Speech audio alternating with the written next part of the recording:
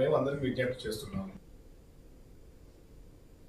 సింగరేణి టెండర్లలో కాంగ్రెస్ ప్రభుత్వం కుంభకోణానికి పాల్పడుతుందని మాజీ ఎమ్మెల్యే దివాకర్ రావు ఆరోపించారు.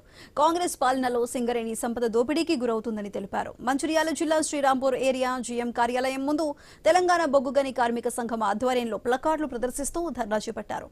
సింగరేణి టెండర్లపై విచారణ చేపట్టాలని డిమాండ్ చేశారు. సింగరేణి బొగ్గుగన్ల టెండర్ల విషయంలో అవినీతి జరుగుతోందని తెలిపారు.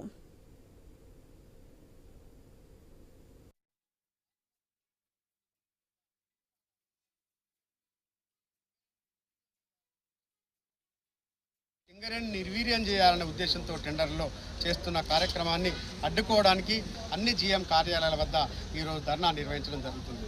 ఇంతకితం గ్లోబల్ టెండర్ ఇష్యూ ఉన్నది కాబట్టి అందులో ఎవరైనా టెండర్లో పాల్గొనవచ్చు కాబట్టి అప్పుడు దాంట్లో 5 నుంచి 10, 22% దాకా లెస్ టెండర్లు కోడ్ చేసిన సందర్భాలు ఉన్నాయి.